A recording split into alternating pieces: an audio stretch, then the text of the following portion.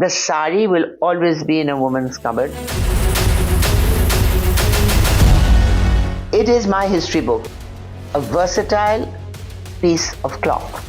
It is yours, you've taken ownership of it, and you drape it the way you like. That drape becomes symbolic of you do what you want. It also doesn't demand a body type, which almost every other piece of clothing So it liberates the woman. It gives the woman confidence. It's her own thing. And therefore I call it second skin. This is a celebration of Shakti, of the woman. Indira Gandhi in my time was a fashion icon for me. Padmaja Naidu was the most wonderful woman. It's ingrained in this country, in our DNA. Maharashtra, Kerala, Bihar, Udaipur, Gujarat, Rajasthan, Nagaland, Kashmir. You got 21 saris from your mother-in-law when you got married. Do you still have them? all of them.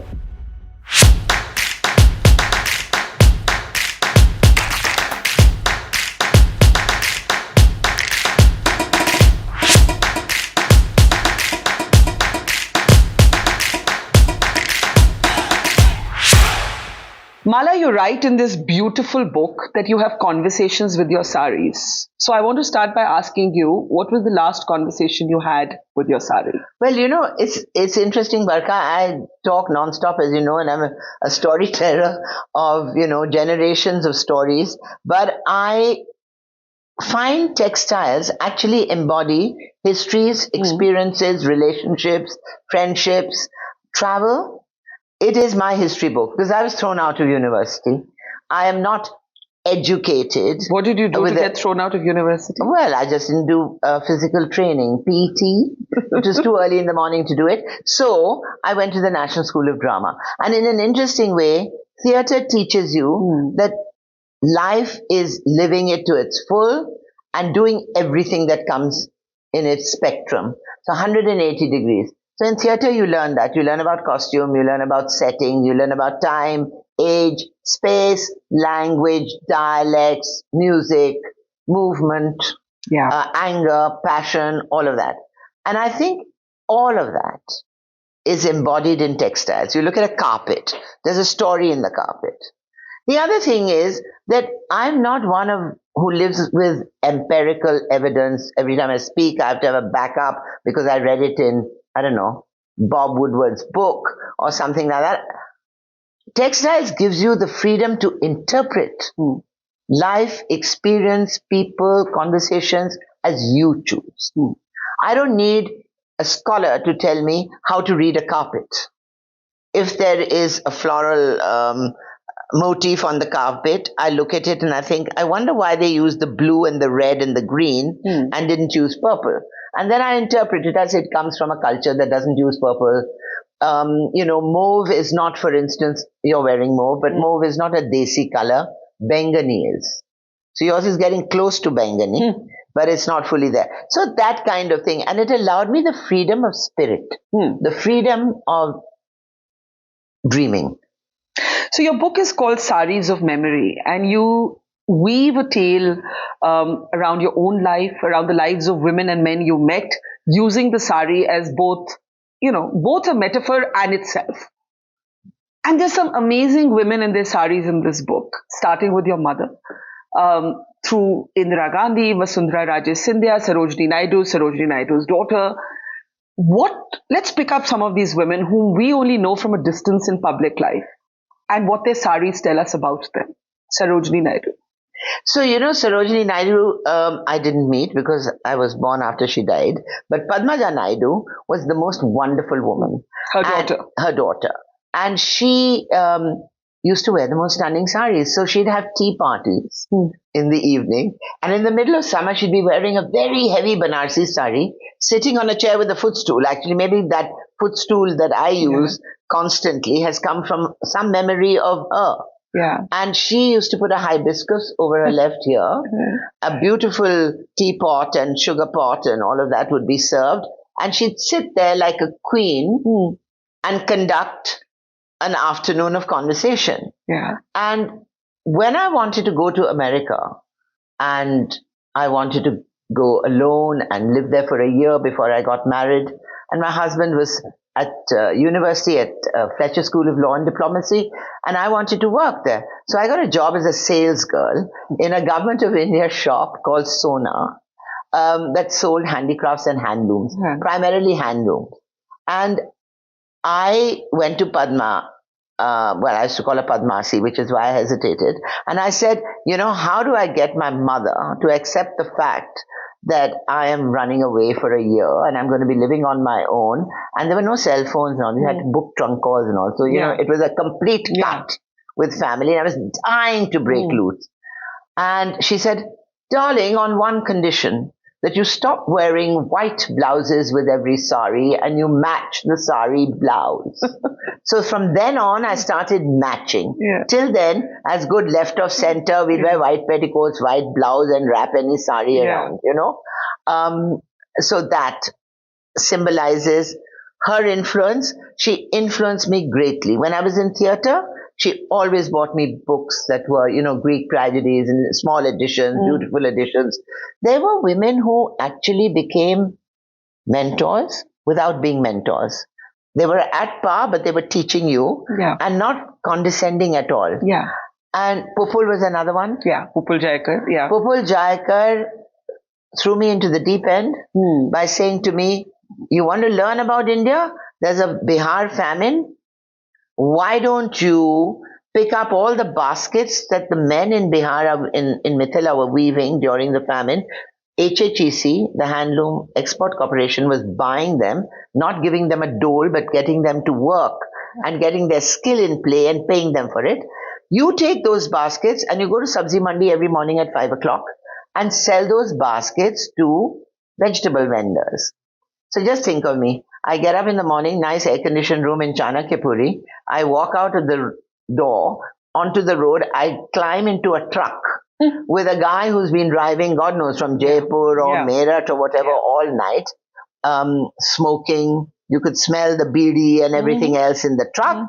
And I go with him at 5 a.m. to Sabzi Mandi to sell. Now, we were thrown in.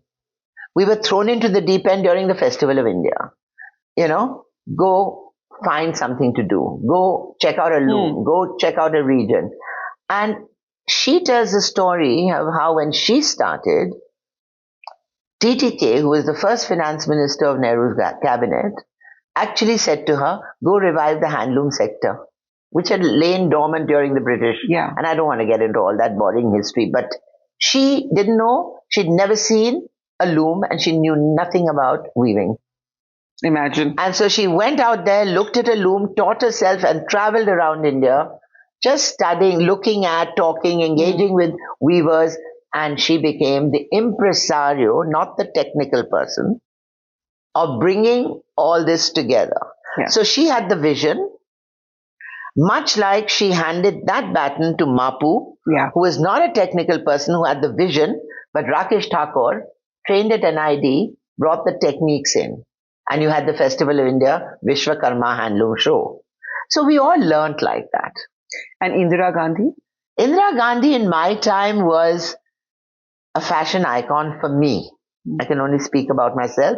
I wore saris from the age of 17 regularly, if not earlier.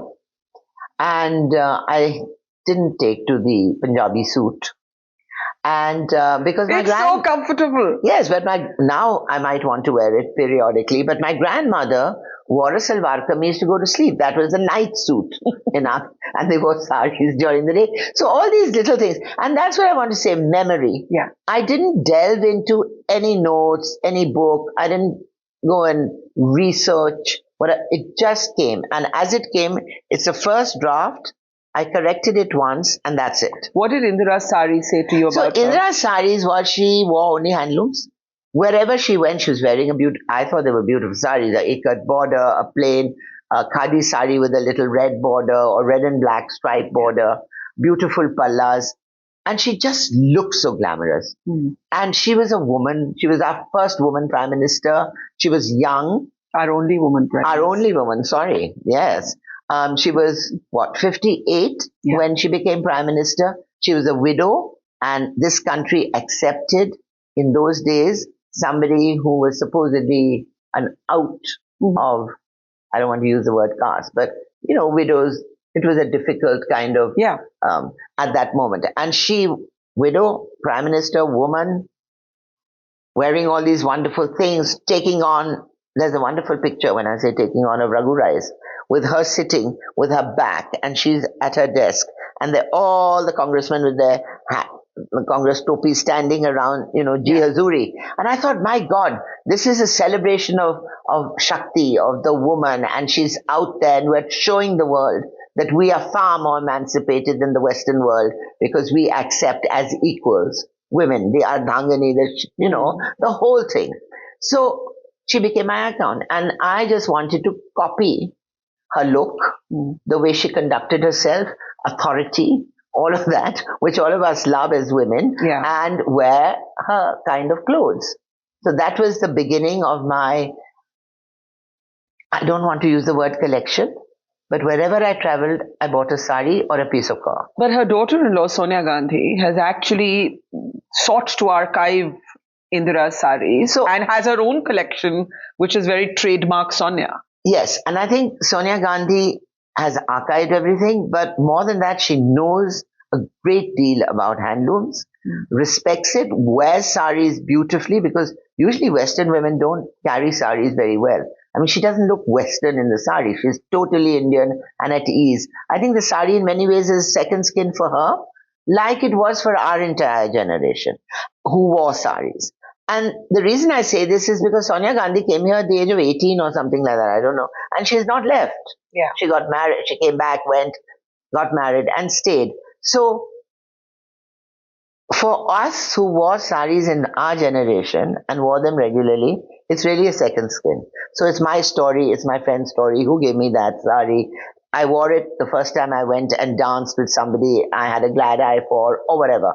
There are all these nuggets that are embodied in it. There's a nugget about Sanjay Gandhi gifting you a sari. No, he never gave me a sari. No, there's Is no that another nugget. Sanjay? It just says Sanjay gave Sanjay Garg.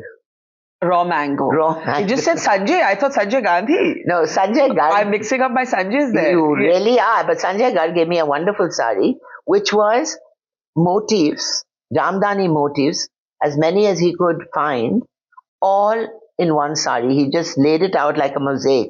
And it's a directory of motifs for Jamdani. Let's talk about raw mango for a moment and then come back to your other memories. What do you feel about this sort of current or contemporary attempt to keep the sari afloat? In the sense that there are certain things that you obviously despise, like zipped up saris, which are all the rage now. That's not a sari, that's a frock. Okay, so let's not bring it into the context here. I think this experimentation in the unstitched length of cloth. Yeah. You have to have experimentation, otherwise it dies. So it has to grow with each generation. So Sanjay Garg, he's done a collection which he calls the Gayatri Devi collection. Yeah. So he's added roses in the borders and scalloped borders. I think they're really rather charming. I went and bought one. Yeah. Because it talks of a time, it talks of a period, it talks of a type. And I love all that, as long as you don't stitch it. The moment you start stitching a turban, at these weddings now, they put these strange looking things and everyone looks like little monkeys running around. So you're saying drop the petticoat if you want, wear it over trousers if you want. Absolutely. It's an unstitched length of cloth. Wrap it the way you choose. Exactly like I say, interpret the motif, the color, the way you choose, not what some scholar has told you to believe. The other beautiful details in the book is how it's actually a living fabric. So in Maharashtra, women wear it a different length because, the origin of that was women working in the paddy fields, so it's draped differently. How, in Kerala, that white and gold trademark sari comes from it comes from Kerala's own geographical sort of context. So talk a little bit, take us through, let's say, our audience knows nothing Barkha, you really read the book. I am an old school journalist. Yes. No, so Kerala, let's start from there. People said to me, I said, people, why do they wear no color in Kerala? Why is the traditional sari cream and gold? Kora with the gold. And she said, I think it's because it's a riverine community and they didn't want dye houses to pollute their rivers. And I thought, It's ingrained in this country, in our DNA, to live, the new word, organically. Yeah. We always did. Yeah. Till we started to ape post-independence. We started to ape what we thought was progress. And I think that destroyed our skill sector. Yeah. It destroyed our, I don't know how to put it, our soul. However, post all that, you've got a generation in their 30s now who want to delve into what I grew up with, Yeah. because they realize it's very much more celebratory than picking up something off the rack. So, and just fiddling with it. Fashion also has changed. There are young people who are doing saris like Sanjay Garg, but there are many others. There's a young fellow I met at one of the talks I gave somewhere who came up to me and said, ma'am, I am an Ayurvedic doctor, but in my spare time, I actually work in Jamdani, and I've done this sari, which I'm experimenting with, a little border, beautifully done, putting his own money into it. Amazing. So, I think there's a regeneration, and we shouldn't push it. We should let it happen organically. Let it happen. Yeah. And it will happen, but the day you wear a zip-up sari, then it's going to die. Because that's convenience. You want to look, as an Indian, you want to look ethnarchy, but ethnic is when you wear somebody else's dress, not your own. That's right. So the moment you wear a sari zipped up, then you're wearing a fancy dress. Then it dies. Yeah. But if you just wrap it around a pair of jeans and a shirt just because you want to order it like a shawl, it's just a longer shawl, it survives. Yeah. And in Maharashtra, it's all the whole 9 yards because women worked in the fields, fishing community, you waded into the sea, you hitched your sari up. It was just convenient to put it between your legs and tuck it at the back. And you could open it in the evening and it would flow. They tie it differently. The Maharashtrians wear they look very regal with the way the pleats flow, and it's lower than the sari. So, because it's 9 yards, but you can tuck it up. So when I went to Nagaland on the Festival of India with Mapu, for instance, where Pupul said, yes, we found a man selling what we didn't know. We didn't recognize one artifact in those sacks, all from Naga tribes. So we said to her, can you buy this with your budget? And she said, all right, 5 lakhs.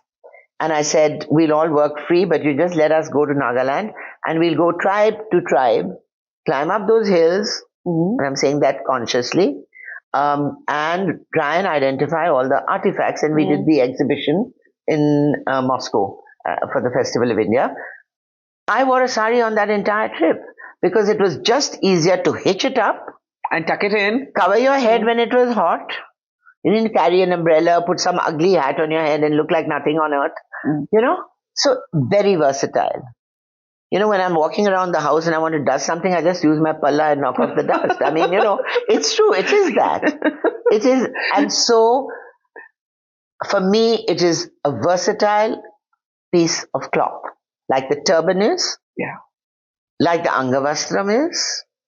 I think Ahilyabai started her cotton weaving in Maheshwar.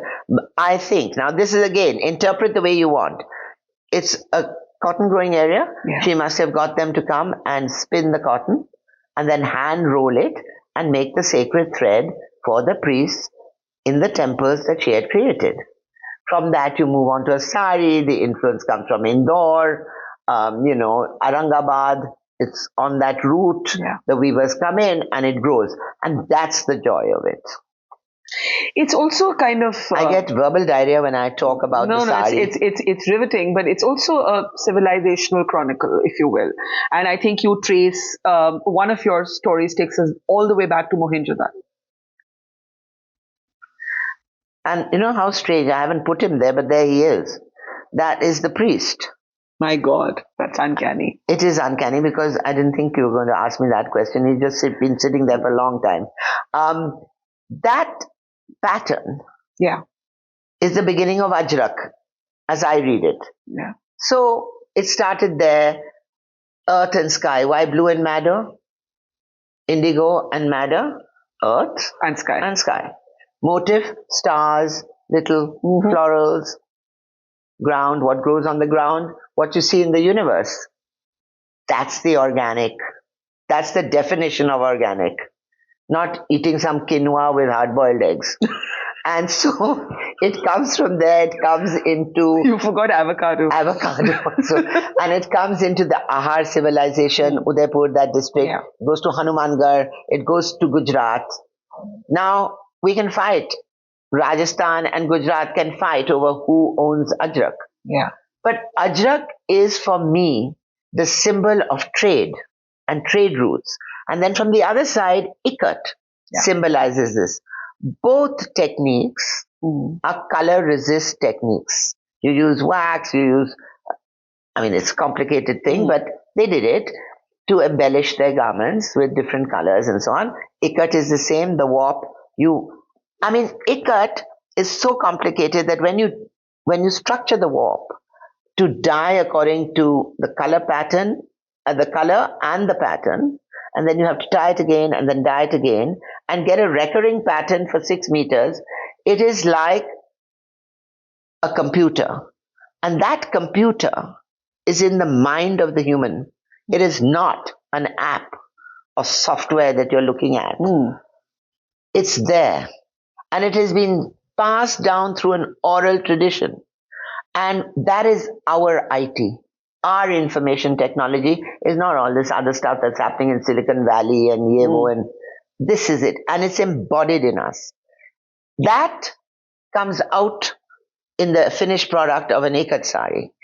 Ikat bound us with Southeast Asia. Yeah. So these are all symbols of trade, economies, growth, wealth, spirituality, because they're used for greeting the visiting dignitary. It's used in a temple. Our goddesses in South India are wrapped in saris. Those are given away every year. The same thing happens in Makkah. The hand embroidered hisba, that is the entrance cloth into the sanctum, is hand done. Every year it's changed, remade.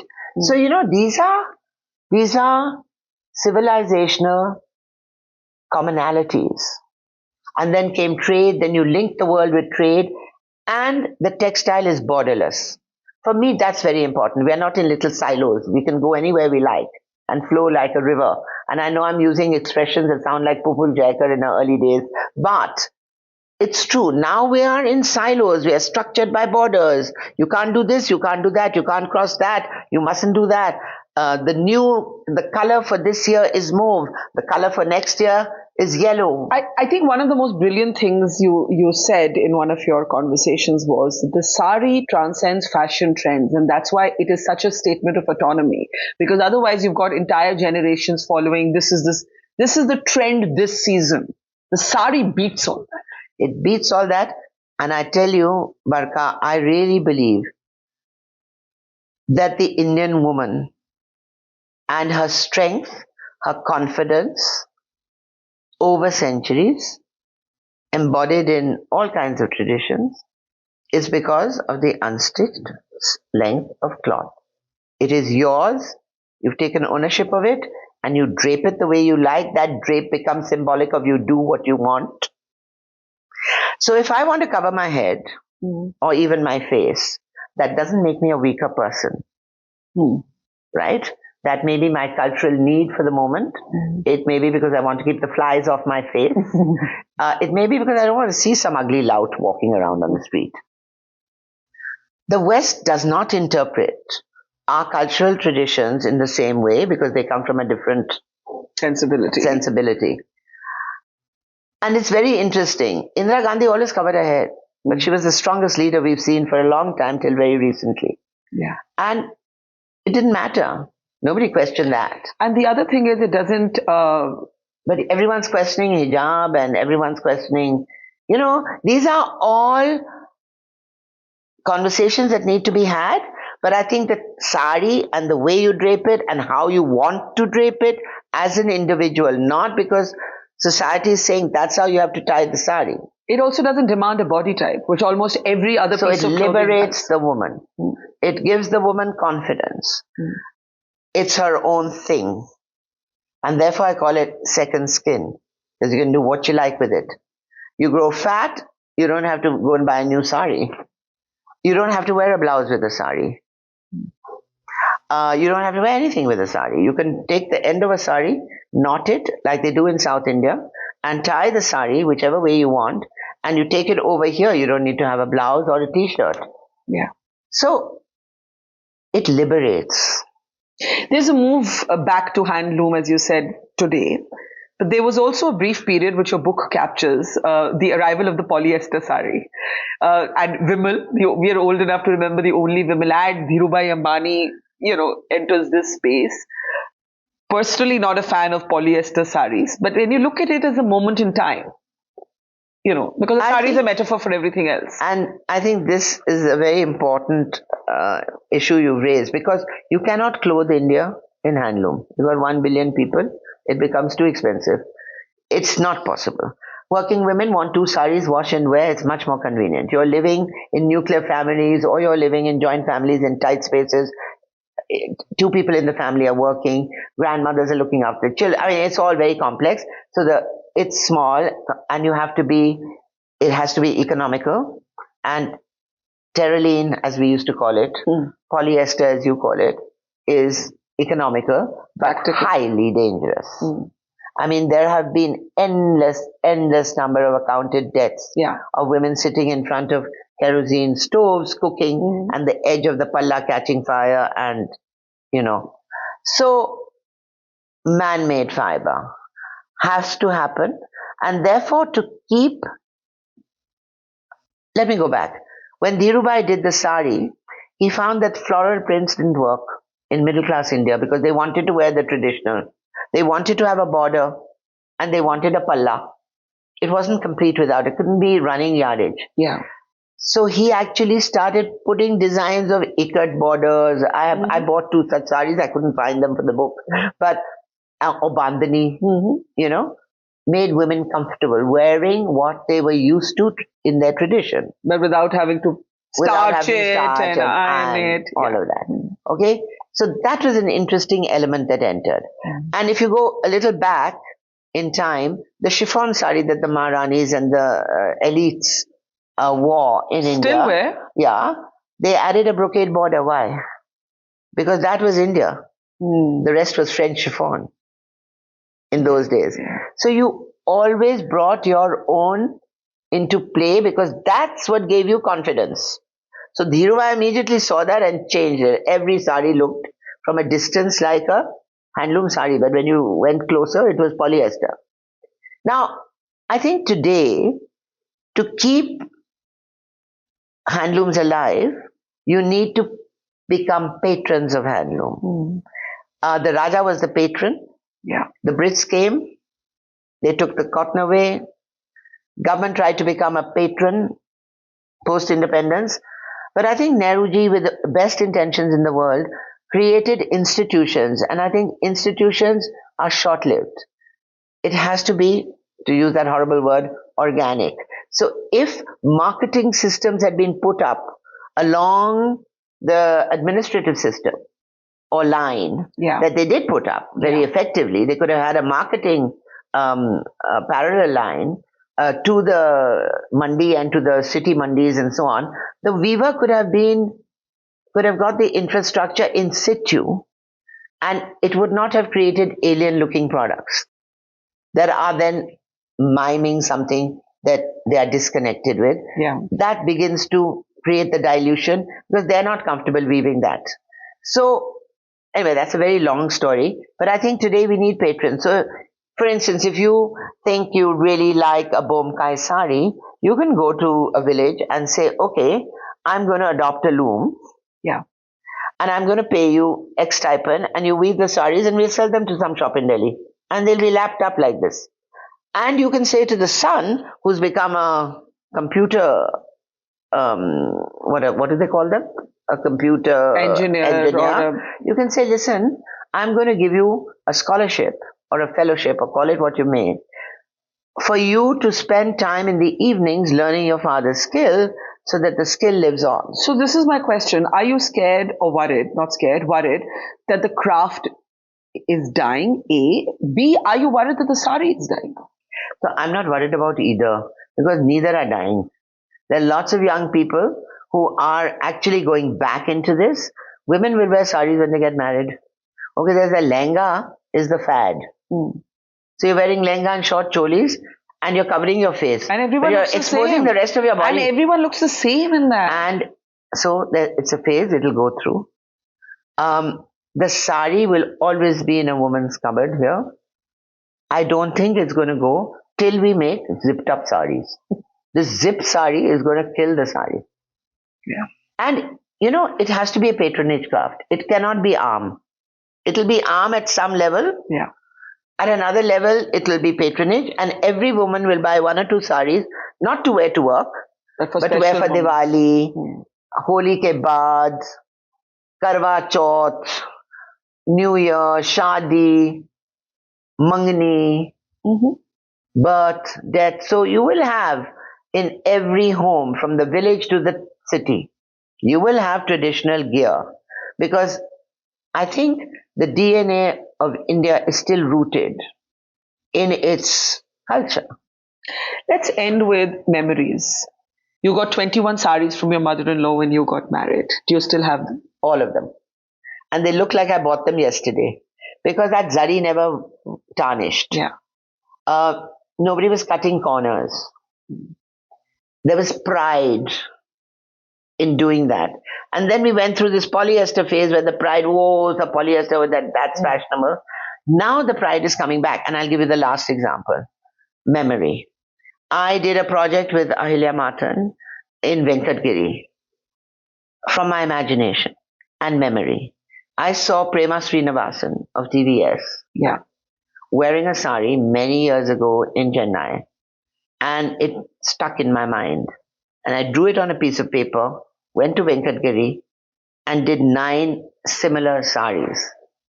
The son of the weaver said to me, this sari reminds me of something my grandfather used to weave.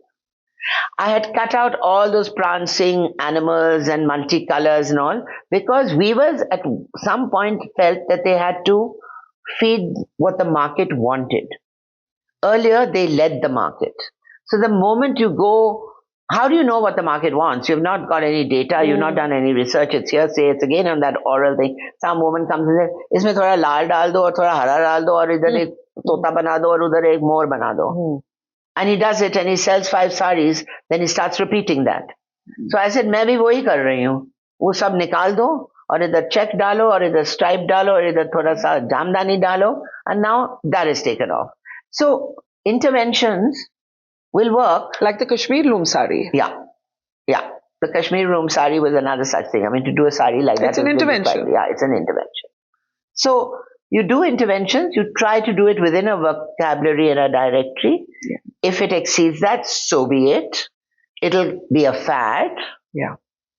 It'll go, because nobody will wear that kind of sari at a wedding or for Diwali or for any auspicious occasion. They will only want to wear what their mothers wore and what their grandmothers wore. So ultimately you come back. It's a cycle. And that cycle must happen. Yeah. Because without that cycle, you don't know. You can't make the choices. So that's why I want to end where it all began, with your mother's saris. So my mother only wore cotton. And then she wore... And that was the politics of the time. It was the politics. Then she wore printed silks in the winter when we came to Delhi. She never wore any dressy, heavy sari. And when she passed, in her will, she said, all my saris have to go to the woman who works with you, who looks after your son. So all her saris went. I kept 2, which is the chiffon one, which is in the book, a Georgette, which was an embroidered sari she got because a Polish emigre, Madame Karosh, started a business in Bombay. And so I have that one sari, which I think talks volumes about exchanges, interventions, politics of the time, post-World War. Yeah. And Agara sari, because that was Bombay and the Parsis, yeah. Beautiful. You have inspired me to start wearing saris. I hope I'll resume. Well done. It's the easiest thing to wear. And I have my mother's trunk load of saris. And I think you should take a decision that every alternate day, you wear a sari and you wrap it the way you choose and you tuck it in, you take it round, you tuck it in. You'll be working as easily as you work in this. Because here, oh God, I've had lunch, have to loosen the button. There you don't have to do anything. You just have to hide your stomach. Made for the Indian woman's body. Yes. Saris of Memory by Malvika Singh, an absolutely beautiful book. Mala, congratulations. Thank you so much, Barkha, for this. Thank you. Thank you.